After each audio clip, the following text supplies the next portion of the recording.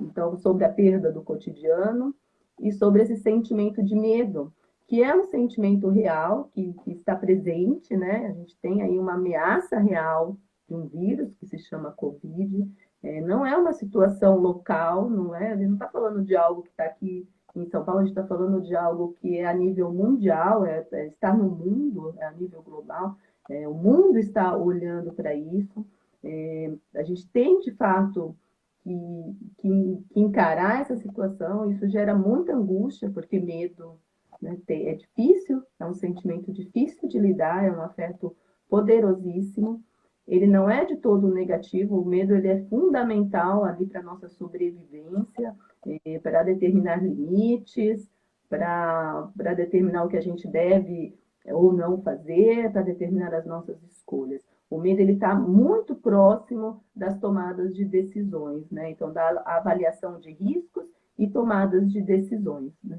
Então, como é que a gente vai lidar, então, com esse sentimento de medo, com essa angústia, com isso que está ali presente e real, tão avivado hoje na nossa vida, né? Porque quando a gente fala de medo, isso desperta os nossos piores fantasmas, né? Eu aprendi há muitos anos atrás, e falo isso já muitos pais, já conversei com muitos pais sobre medo, né? Mas a gente sempre conversa sobre medo de cachorro, medo de escuro, né? Sempre um medinho pequeno, né? Agora esse medo ficou grande e ele é um medo que está no adulto também, né? Não é um medo de criança, não está falando de um medinho de criança, né? A gente está falando de um medo grande, né? Então, como que a gente fala sobre medo, né? E a gente fala sobre medo encarando o medo, né? Não adianta a gente fechar os olhos, né? Eu estava contando uma historinha de que quando eu era criança eu tinha medo do armário da minha mãe, porque ela tinha uma mancha, o armário tinha uma mancha na porta, e eu ficava ali fantasiando que aquilo poderia ser um fantasma, fechava os olhos, até que um dia o meu pai mesmo orientou, falou, não, olha lá, veja, não é um fantasma, abre os olhos e olha para aquilo que está ali, né? E como é que a gente vai lidar com esse sentimento de medo? É a gente olhar para esse medo, né? Com as crianças pequenas, a gente tem que estabelecer essa escuta disponível. A gente tem que entender o que eles estão falando, né? Como que eles estão brincando? Observar o brincar da criança, observar o que surge nesse brincar da criança, quais os diálogos que surgem entre os bonecos, entre os carrinhos, quais são as escolhas de desenhos e de filmes que as crianças, o que elas estão escolhendo para assistir, né? Porque através dessa observação atenta e dessa escuta da fala da criança, a gente sabe direcionar um pouco como é que a gente vai, para onde a gente vai direcionar as nossas conversas. A criança, é um equívoco a gente achar que não deve, a não resposta a perguntas ou a questões que a criança traz, ela é pior do que a resposta real. Então a gente precisa falar sobre isso. Mas a gente não pode levar a nossa angústia para a criança, porque às vezes a nossa angústia não é a angústia da criança. Então, o primeiro passo para se falar sobre essa situação de medo é a gente ouvir a criança, entender onde que está a percepção da criança de tudo que está acontecendo e direcionar através de decisões. Porque esses são os cuidados que a gente precisa tomar. A gente precisa lavar as mãos, a gente precisa usar máscaras, a gente precisa ficar em casa, porque agora a gente vai ficar um tempo em casa, porque tem o vírus lá fora, a gente tem que evitar sair, a gente dar as soluções, contar tomadas de decisões de como é que a gente lida com o medo, tomando decisões, né? Então a gente avalia o risco e toma decisões. É claro que a gente não vai levar para as crianças aquele monstro enorme de angústia que a gente não está dando conta, porque essa angústia que a gente não está dando conta, ela é nossa, né? E a gente precisa proteger as crianças em relação a isso.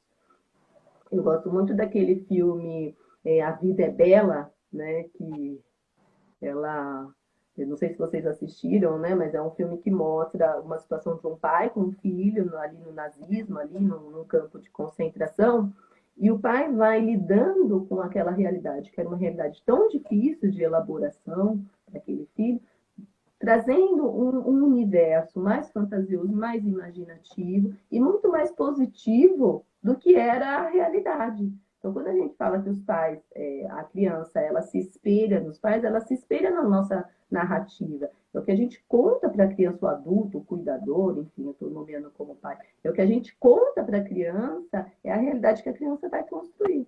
Eu canso de dizer para os pais, né? A gente vira, às vezes, para falar assim, essa criança é terrível, né? Até a questão da irritabilidade, né? A questão da agitação. A gente fica, ele é terrível, ele é danado, ele é agitado. A gente está dizendo para a criança ser assim. A criança não é assim. Ela está pronta. Se a gente diz que é, ela passa a ser. Né? Então a gente tem que tomar muito cuidado com o que a gente diz. Assim. E agora, mais do que nunca, a nossa responsabilidade agora ela está maior do que ela era antes. Né? Carla, tem muita gente aqui perguntando como vai lidar com a irritabilidade das crianças, principalmente as crianças menores, de 2, 3, 4 anos. Tem dias que eles não querem nada, se a gente respeita esse não querer nada deles. Como funciona isso nesse momento? Com essa raiva que eles sentem, às vezes, de não tá querendo nada, não quer fazer nada, não quer nada. É, é isso, a gente vai lidar com essa raiva. Né? Eu falei, o que é a saúde emocional? É a gente aprender a lidar com os afetos e com as emoções. Então, a gente aprender a lidar com os afetos positivos e bons, né? Assim como a gente aprender a lidar com os afetos negativos, que é a irritabilidade, que é a raiva. Essa irritabilidade, uma hora ela vai passar, né? A gente pode se distrair, a gente pode dar um tempo, a gente pode respirar, a gente pode tomar uma água, a gente pode conversar. Muitas vezes a criança fica frustrada, a gente não vai conseguir não deixar a criança frustrada e ela vai ter que lidar com essa frustração. É claro que a gente tem uma situação vulnerável hoje, né? A gente está inserido numa situação vulnerável, numa situação delicada, né? Então a gente precisa realmente ter essa percepção, né? Que a gente perdemos algo muito precioso, perdemos. E a gente vai ter que aprender novos caminhos e novas formas.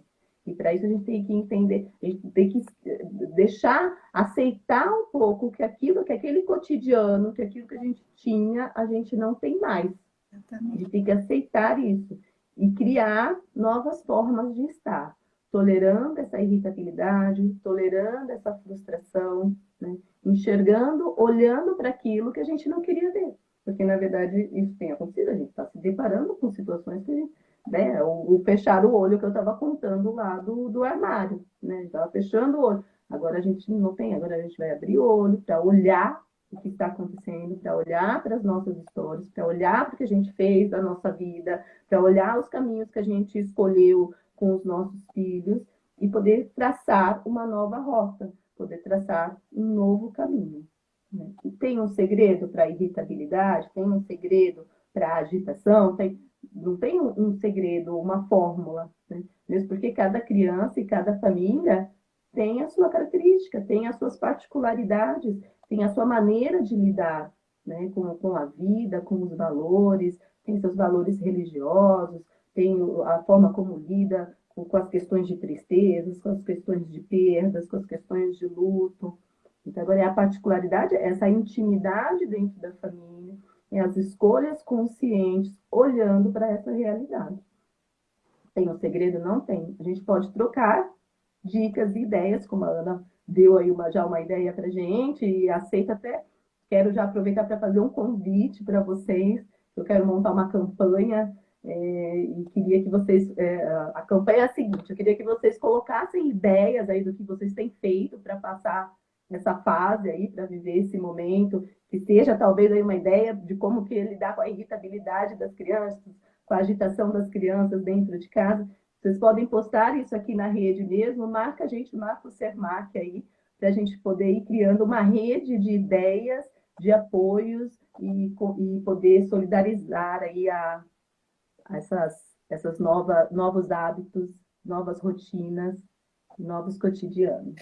E a gente vai ter conversações também, né? Que vai ajudar, né? Esse outro canal que vai ajudar a gente a conversar um pouquinho, as conversações em tempos de quarentena, que vai ser um momento também onde a gente vai conversar especificamente, né, com os pequenos grupos que são muitas demandas, né? E aí estou vendo aqui Eu estou na vendo conversa, também um monte de gente é, né? falando um monte de Então, coisa, mas acho que não vai dar para responder a tudo. gente fala assim que a gente está vivendo um tempo em que a gente está sobrecarregando o nosso estado psíquico, né? O nosso estado psíquico está sobrecarregado porque ele tem que lidar com todas essas angústias, com esses medos, com as ansiedades, com as incertezas, né? Então, nós temos muitas demandas, diferentes demandas. A gente, por isso, esse espaço, né? A gente vai por partes, né? Então, até eu vi que a Roberta escreveu aí que a comunicação depois vai mandar para vocês. Então, a gente tem essa ideia da gente compartilhar ideias, né, do que a gente tem feito e também de outras temáticas para a gente conversar aqui, tá? Então, para a gente ir só dando continuidade, a gente falou um pouquinho dessa perda de rotina, perda de cotidiano e essa necessidade da construção de uma nova rota, de um novo caminho, né? A gente falou sobre esse olhar para dentro, né? Esse olhar para si, esse olhar de memórias, de narrativas, da nossa história, do que nos compõe.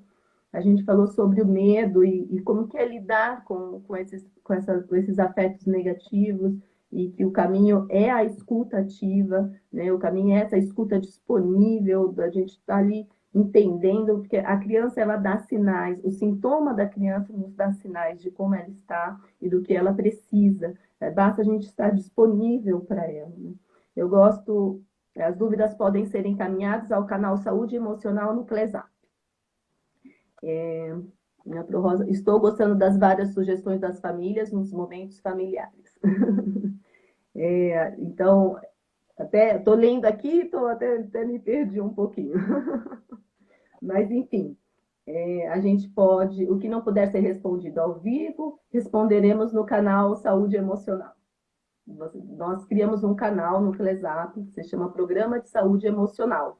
Então, acho que realmente a gente não vai conseguir aqui responder todas as perguntas, mas aí podem mandar as perguntas para lá para a gente ir construindo aí novos caminhos, caminhos positivos e formas criativas de sair disso tudo. Um outro lugar é a criatividade, né? A gente costuma, os filósofos falam que a arte nos salva da realidade, né?